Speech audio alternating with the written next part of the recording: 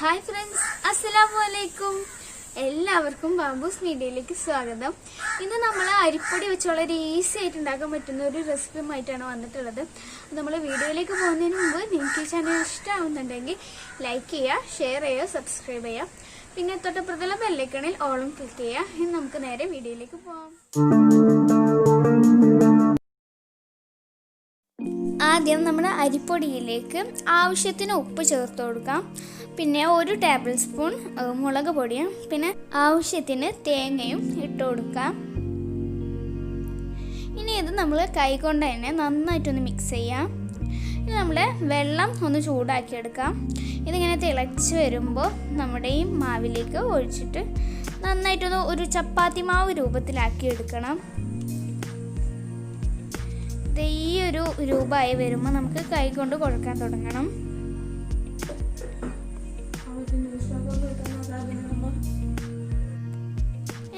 നന്നായിട്ട് മിക്സ് ചെയ്യാം. പിന്നെ ഇത് മിക്സ് ചെയ്യുമ്പോൾ കുറച്ച് എണ്ണ കൈമലാക്കിയിട്ട് വേണം മിക്സ് ചെയ്യാൻ, അല്ലെങ്കിൽ കൈമലും ഒട്ടിപ്പിടിക്കും. ഇനി ഇതിൽ നിന്ന് നമ്മൾ കുഞ്ഞ് ബോൾസ് ആക്കി എടുക്കണം. ഇത് കുറച്ച് മാവെടുത്ത് കയ്യിൽ എണ്ണ അപ്ലൈ ചെയ്തെടുത്തിട്ട് ഇതുപോലെ ബോൾസ് ആക്കി എടുക്കണം. ഇതുപോലെ മുഴുവൻ ബോൾസ് ആക്കി എടുത്തതിന് ശേഷം നമുക്കിതൊന്ന് ആവി കൊള്ളിക്കണം. വെള്ളം അടിയിൽ വെച്ചിട്ടാണ് നമ്മളിത് ഒന്ന് വേവിച്ചെടുക്കുന്നത്.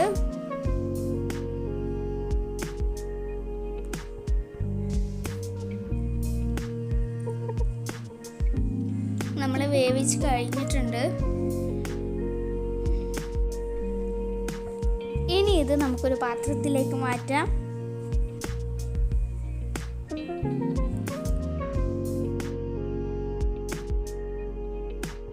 ഇനി നമ്മൾ കുറച്ച് സാധനങ്ങളൊക്കെ വറുക്കാനുണ്ട്. അതിനായിട്ട് നമ്മൾ ഒരു പാനിലേക്ക് വെളിച്ചെണ്ണ ഒഴിച്ചു കൊടുക്കാം. പിന്നെ ഇതിലേക്ക് കടുക് ഇട്ട് കൊടുക്കാം. ഇനി ഇതൊന്ന് പൊട്ടുമ്പോൾ നമുക്കിതിലേക്ക് ജീരകം ഇട്ട് കൊടുക്കണം. ഇതിപ്പോൾ നന്നായി പൊട്ടി വന്നിട്ടുണ്ട്.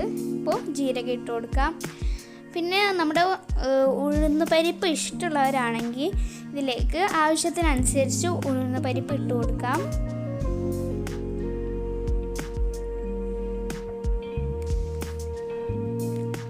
ഇനി നമുക്കിത് ചെറുതായിട്ടൊന്ന് ഇളക്കി കൊടുക്കാം.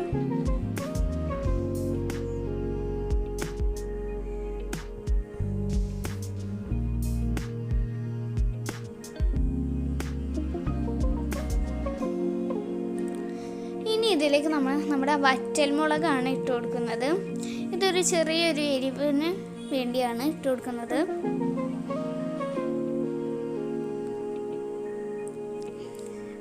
ഇനി ഇതിന് ശേഷം നമ്മൾ ഇടുന്നത് കറിവേപ്പിലയാണ്. ഇത് ആവശ്യത്തിനനുസരിച്ച് ഇടാം. നമുക്ക് കുറച്ചൊന്ന് മിക്സ് ചെയ്യാം.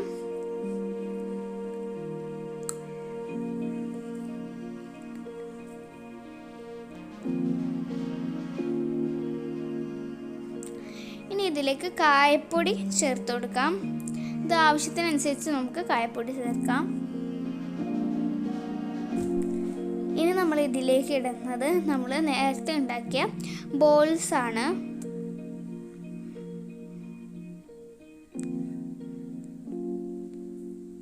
ഇത് മുഴുവനും നമ്മൾ ഇതിലേക്ക് ഇട്ട് കൊടുക്കുന്നുണ്ട്. എന്നിട്ട് ഇതെല്ലാം കൂടി നന്നായിട്ട് മിക്സ് ചെയ്യും.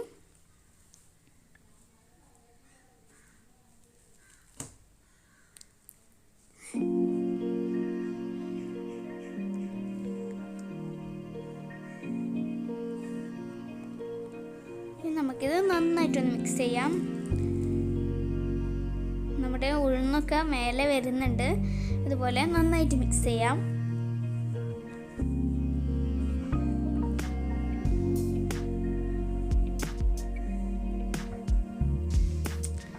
അപ്പോൾ നമ്മുടെ അരിപ്പൊടി വെച്ചിട്ടുള്ള റെസിപ്പി ഇവിടെ തയ്യാറായിട്ടുണ്ട്. ഇത് നമുക്ക് എന്തിൻ്റെ കൂടെ വേണമെങ്കിലും കഴിക്കാം. നമ്മൾ ഇപ്പോൾ ചട്നിയുടെ കൂടെയാണ് കഴിക്കുന്നത്. നമ്മൾ ഇത് ഏറ്റവും ടേസ്റ്റി ആയിട്ടുണ്ടാവുക ബീഫ് വരട്ടിയത് അല്ലെങ്കിൽ ബീഫ് കറിയോ വെച്ചിട്ടാണ്. പിന്നെ നമ്മൾ ചിക്കൻ കറി ഇതെല്ലാം ഇതിന് വളരെ ടേസ്റ്റി ആയിരിക്കും. ചട്നിയേക്കാൾ ടേസ്റ്റി ആയിരിക്കും.